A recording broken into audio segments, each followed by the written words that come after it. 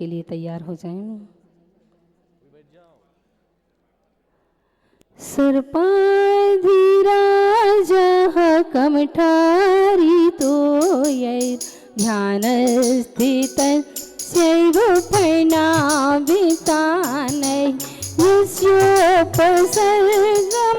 निर्वर्तयत्तं नमामि पार्श्वं महदादरेण नमामि पार्श्वं महदादरेण नमामि पार्श्वं महदादरेण त्रैलोक्यमध्ये षट्खण्डने च गुरोर्नान्यः केचित् गुरुत्वं त्रैलोक्यमध्ये षट्खण्डने च गुरोर्नान्यः केचित् गुरुत्वं कर्ता न शक्यं गुरुरेव शक्यं कर्ता न शक्यं गुरुरेव शक्यं श्रेयं ददामि गुरुपद नमामि श्रेयं ददामि गुरुपद नमामि श्रेयं ददामि गुरुपद नमामि। बोलिए अनंतानंद सिद्ध परमेश्वरी भगवान की। आज मालूम है आप लोगों को क्या है? भगवान पार्श्वनाथ का निर्वाण कल्याणक है। और निर्वाण जब हुआ तो भगवान कहाँ गए थे? कहाँ गए थे? ऊर्ध्वलोक में गए थे। आप लोगों को भी जाना है कि नहीं जाना है? जाना है तो अपने दोनों हाथों को ऊर्ध्वता प्रदान कीजिए, जिससे कि आप लोग भी ऊर्ध्वलोक में गमन कर सके। बोले देवादिदेवी खजानाक्षी चिंतामणि पार्श्वनाथ भगवान की, देवादिदेवी खजानाक्षी महावीर भगवान की, परम पूज्य वात्सल्य रत्नाकर आचार्य भगवान गुरुवारी श्री विमल सागर जी महामुनि राज की, परम पूज्य भारत गौरव राष्ट्र संत श्रेष्ठ समाधि साधक आचार्य भगवान गुरुवारी श्री विराग सागर जी महामुनि राज की, परम पूज्य चर्या चूड़ामणि आचार्य भगवान गुरुवारी श्री विशुद्ध सागर जी महामुनि राज की, परम पूज्य मम शिक्षा दीक्षा प्रदाता मम जीवन आधार उच्चारणाचार्य भगवान गुरुवारी श्री विनम्र सागर जी महामुनि राज की, महामुनि राज की, महामुनि राज की।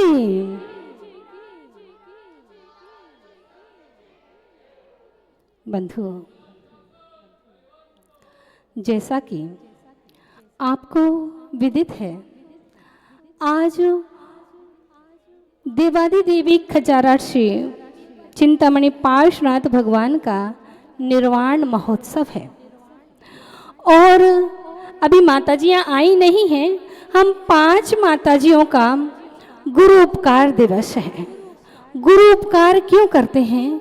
और आज का ये दिन मोक्ष सप्तमी का दिन, भगवान के निर्वाण महोत्सव का दिन, इसलिए आज गुरुवर ने हम लोगों के ऊपर उपकार किया कि हम लोग भी इस निर्वाण के मार्ग पर निरंतर अविरल बढ़ते रहें। बात है गुरु उपकार दिवस की, तो गुरु के उपकारों को अगर गिनना चाहूँ तो श्वासें भी कम पड़ जाएंगी, और उन उपकारों को शब्दों में बांधना चाहूँ तो शब्द कम पड़ जाएंगे। इसलिए शब्द नहीं, अपना जीवन ही गुरु चरणों में समर्पित करना ही एक शिष्य का धर्म होता है। गुरुदेव, आपके चरणों में मेरा नमन ही नहीं, मन भी समर्पित है। मेरी प्रत्येक श्वास आपके दिए हुए संस्कारों का गान करने के लिए आतुर है। आप जानते नहीं हैं कि गुरु हमारे जीवन में क्या होते हैं। गुरु के बिना अध्ययन करना ठीक वैसे ही है। गुरु के बिना अध्ययन करना ठीक वैसे ही है जैसे फोटो एल्बम के पेज पलटना। आप लोग देखते हैं ना फोटो एल्बम, जब आप लोगों के कोई विशेष प्रोग्राम हुआ करते हैं तो आप लोग फोटो खिंचाते हैं, और आजकल तो बहुत ज़्यादा इसका क्रेज बढ़ गया है फोटो का। तो जब हम फोटो देखते हैं और अन्य लोगों को दिखाते हैं, तो गुरु के बिना अध्ययन करना वैसे ही है जैसे फोटो एल्बम के पेज पलटना। क्यों? क्योंकि हम उन चित्रों को देख तो सकते हैं, उन चित्रों को देख तो सकते हैं, लेकिन उन पलों की जो अनुभूति हुई है उससे हम अनभिज्ञ रहते हैं, उस अनुभूति को हम फील नहीं कर पाते हैं। ऐसे ही जब गुरु नहीं होते हैं और हम शास्त्र का आलोड़न करते हैं तो शब्द तो पढ़ लेते हैं, लेकिन जो भाव हमारे पूर्वाचार्यों ने दिए हैं उन भावों की अभिव्यक्ति तो सिर्फ, उन भावों की अनुभूति तो सिर्फ गुरु ही करा पाते हैं।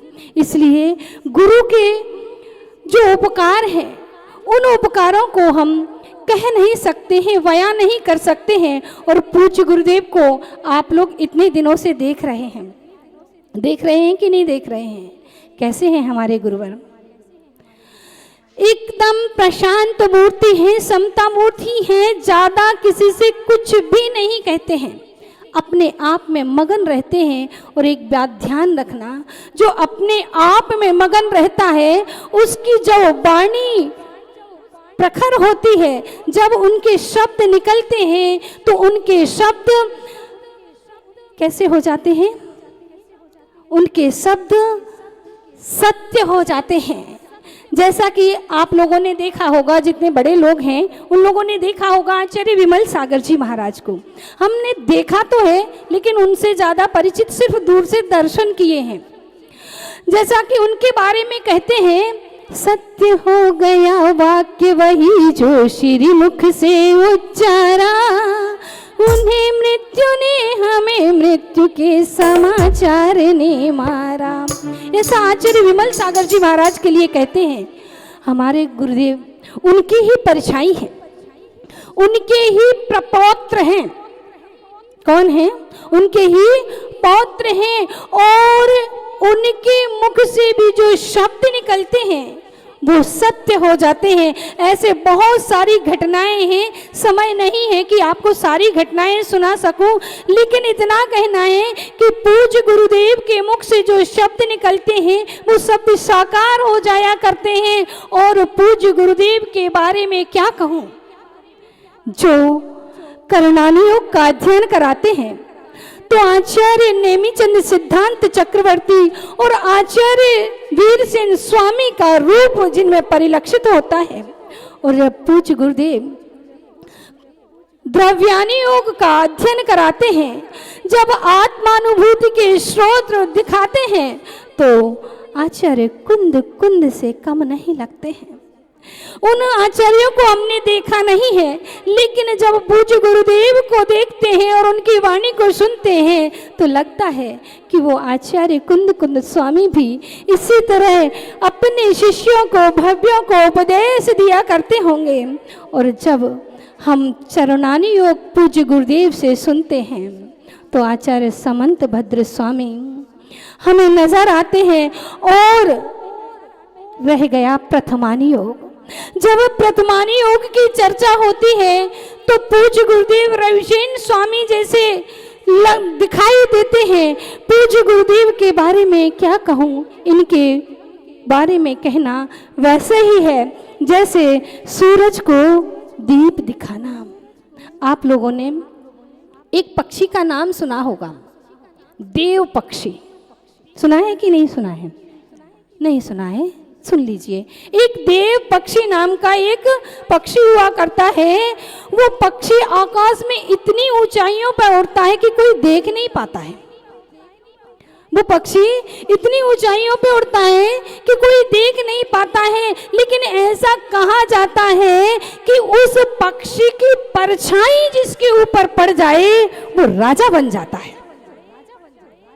ऐसे ही हमारे पूज्य गुरुवर हैं, देव गुरु हैं हमारे गुरुवर, कि जो अपने अंतस के अनंत आकाश में भ्रमण करते रहते हैं, अपनी साधना के आकाश में विचरण करते रहते हैं। और जब किसी के ऊपर उनकी आशीर्वाद की परछाई पड़ जाती है तो वो भले ही सामान्य जगत का राजा ना बने, पर वो अपने आत्मदेश का राजा तो बन ही जाता है और आत्मदेश का राजा बन करके उस मोक्षपुरी का साम्राज्य को प्राप्त कर लेता है।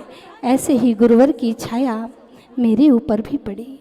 आप लोग अभी ये विधान पढ़ रहे हैं, कल्याण मंदिर विधान पढ़ रहे हैं।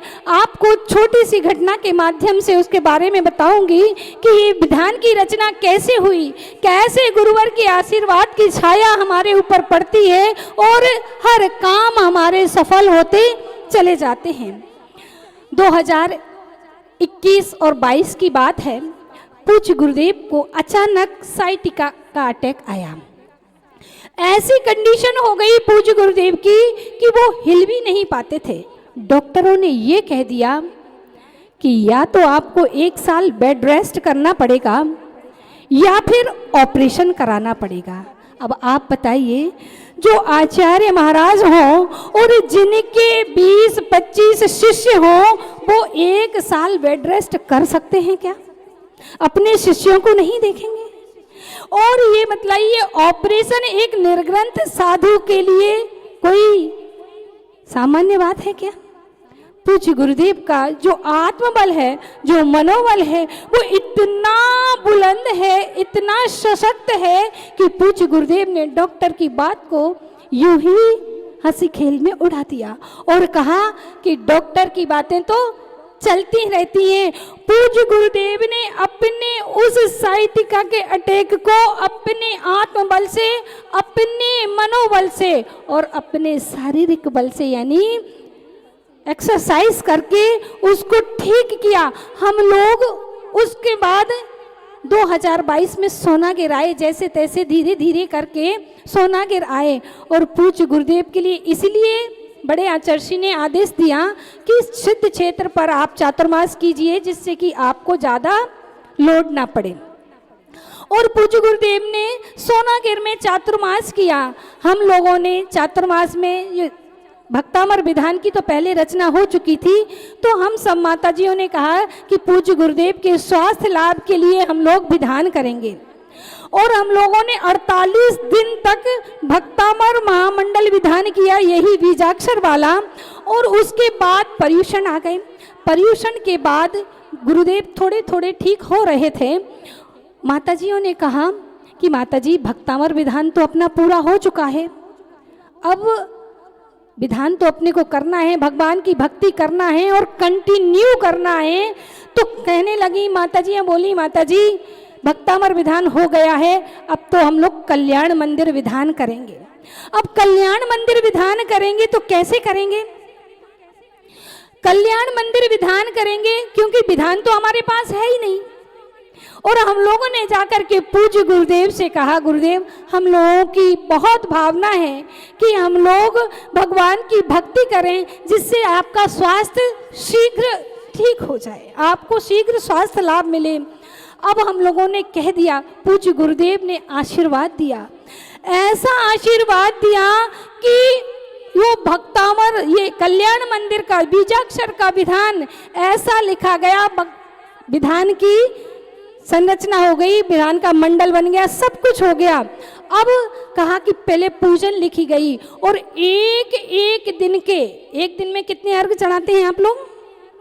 56 अर्घ, 56 अर्घ चढ़ाते हैं ना। एक दिन का, दिन में और रात में, दिन में जितना समय मिलता था, दिन में और रात में जितना समय मिलता था, उसमें पूरे 56 अर्घ लिखे जाते थे और दूसरे दिन उन्हीं अर्घों की फोटोकॉपी करके विधान किया जाता था। ये हमारी सामर्थ्य नहीं थी, ये सिर्फ और सिर्फ गुरुदेव का आशीर्वाद था। मैंने अभी बताया कि जैसे देव पक्षी की छाया पड़ जाती तो व्यक्ति राजा बन जाता है, वैसे ही देव गुरु की छाया जिसके हाथ पे पड़ जाती, जिसके सिर पे पड़ जाती है, उसके सारे काम अविरल चलते चले जाते हैं। ऐसे हैं हमारे गुरुदेव जिन्होंने हमारी लेखनी में ताकत दी, और उनकी स्वयं की लेखनी ने, आपको मालूम होना चाहिए कि अभी कल एक प्रतियोगिता निकली थी, उसमें एक प्रश्न आया था कि गुरुदेव की वह कौन सी पुस्तक है जिसे genius book of world record में दर्ज किया गया है। मालूम है आपको? नहीं मालूम है तो बता देती हूँ। कुछ लोगों ने भरा है, कुछ लोगों ने सही भरा, कुछ लोगों ने गलत भरा था। वह पुस्तक है श्रुत मंथन महाकाव्य, जो आप लोग प्रतिदिन पूज्य गुरुदेव के मुखारविंद से जीवन है पानी की बूंद कब मिट जाए रे सुनते हैं ना। इसके 9000 से अधिक छंदों की रचना गुरुदेव ने अपनी लेखनी से की है, और अकेले इसी की नहीं, गुरुदेव की लेखनी से लगभग 500 भजन और 1 से 1,500 मुक्तक, 500 शेर, 2 लाइन की 500 शेर, और पूज्य गुरुदेव ने अपने पूज्य गुरुदेव की आज्ञा से पूर्वाचार्यों की कृतियों को अमर बनाने के लिए पूज्य गुरुदेव ने अपनी लेखनी से गुरुदेव के द्वारा रचित सर्वोदयी टीका, उसका अंग्रेजी में पद्य ट्रांसलेशन किया है, और पूज्य गुरुदेव ने स्वयं के वरद हस्त से एक सिद्धांत प्रबोध ग्रंथ, जो कि महिलाएं अभी दोपहर में 34 स्थान दर्शन के रूप में जिसे पढ़ रही हैं, स्वतंत्र उस ग्रंथ की रचना की है, और अभी भी उनकी लेखनी बंद नहीं हुई है। पूज्य गुरुदेव के द्वारा जो आप अभी कल्याण मंदिर पढ़ रहे हैं, पूज्य गुरुदेव भक्तामर महोदधि कहलाते हैं। भक्तामर का शिविर उनके जैसा मुझे नहीं लगता है कि वर्तमान में कोई भी साधु उनके जैसा शिविर लगा पाता हो, क्योंकि आप लोग कल्याण मंदिर के शिविर के माध्यम से जान ही रहे होंगे। और भक्तावर में तो सभी लोग ये कहते हैं कि पूज्य गुरुदेव मान तुंग के लघुनंदन है। तो पूज्य गुरुदेव को भक्तावर में बहुत अधिक रुचि है, और उनके कर कमलों से एक भक्ति प्रबोधनी टीका का सृजन किया जा रहा है। हो सकता है कि अगले वर्ष तक वह आपके हाथों में भी आ जाए।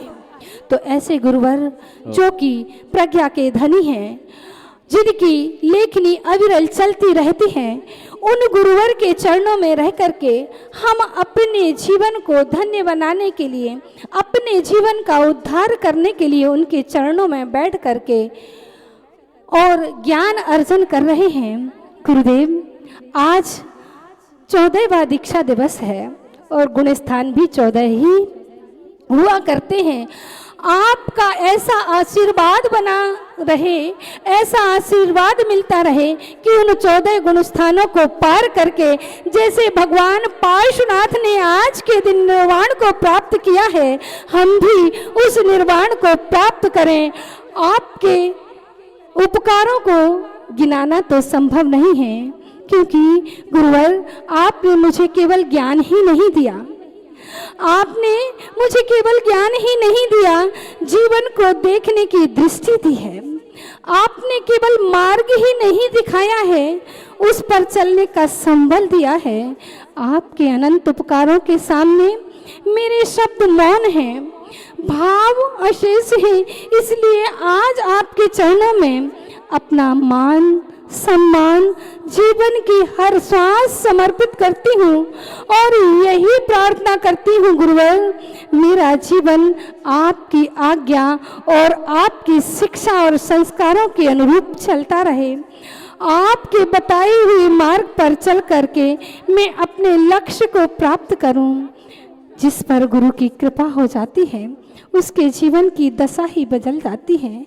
ऐसे गुरु के बारे में कुछ कहना मेरे द्वारा तो शक्य नहीं है।